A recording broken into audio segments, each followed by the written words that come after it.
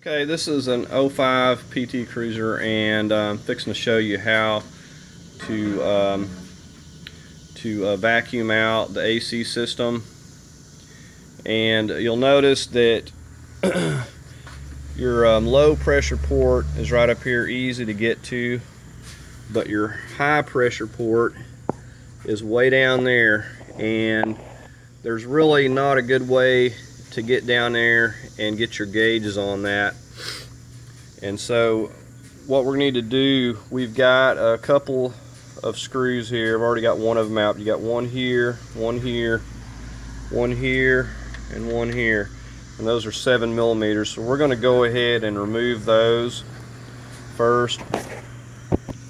Okay, and when you go to take this grill off, you'll want to pull kind of upwards because it has plastic that's easy to break if you go to yanking forward.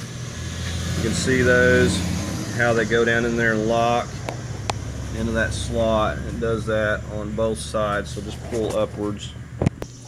Okay, when we get in here, we're going to have a 10mm right here. We're just going to go ahead and get that off.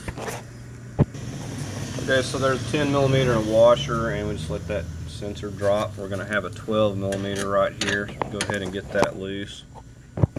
Okay, now we're going to get these 6. We've got 3 on this side, and then 3 over here on this side, and those are 10mm. Okay, now we're just going to peel this seal back out of the way. Just take it loose right here. And with all that, we can just take this completely loose, and we're just going to carefully set it here for now. And all I said, it gives us enough wiggle room to be able to get our high pressure down there and connect it. Now, I also have taken my power steering bracket. There's 3 bolts that hold that, and I can show you those here momentarily, but I already had those loose. But that allows you to be able to wiggle this line that's running right here in front of it, and it gives you just a little bit of wiggle room with that as well. So I'm going to go ahead, and that's going to give me enough room. Like I said, you don't get crazy with it and start yanking on it and break anything, but it gives you enough wiggle room. You see I can pull this back enough to be able to get in there, and without doing that, it's just almost impossible. Okay, so now that I was able to get that on down there, I went ahead and connected this upper. And you notice it says for open, you want to turn that all the way clockwise to get these. And I'm going to do the same thing down here, and it's just going to open that up so we can kick the vacuum on here. Now our yellow hose is going to connect on our pump like that. We'll also have to make sure that we've got oil in here to the proper level on this. And once we get our pump kicked on, we're going to open these up, and we will start vacuuming this out, and we can find out and make sure that we don't have any leaks in the system by determining if it's going to hold any vacuum here. Okay, so we're just going to go ahead and kick our pump on here now. And I guess I don't have it plugged in. Alright, so now we're kicking the pump on. And then we're just going to come up here, and we're going to open up our gauges, both the high and the low. And we'll just vacuum this down for a bit. You know, at least a good hour, just to make sure that we got a good vacuum on this. Okay, so we vacuumed this system down for a couple hours, and we're all ready to get some Freon in here. And what we're going to do is we're going to hook our can to this.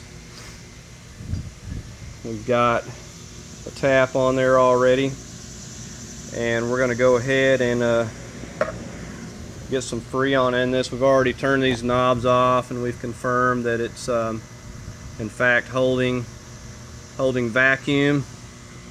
So we're good to go. Like I said, we're going to put us a can on here. We'll purge it up here they've got a spot that we can take, either take this loose.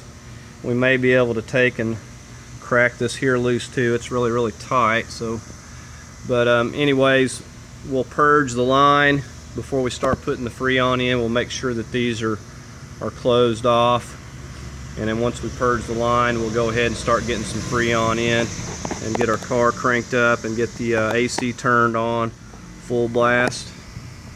Okay, so we purged our line. We actually got a spot here to purge it, and we're going to go ahead and start opening these up. And we're going to open this side, and we're going to go ahead and get some Freon into the system here.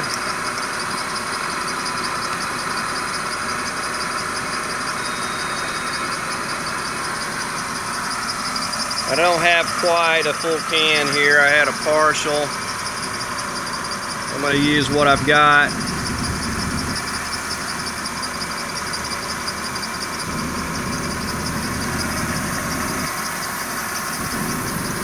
Okay, so I got the AC back to working again. I wound up putting a can and a half in this particular model, and come out to about 18 ounces.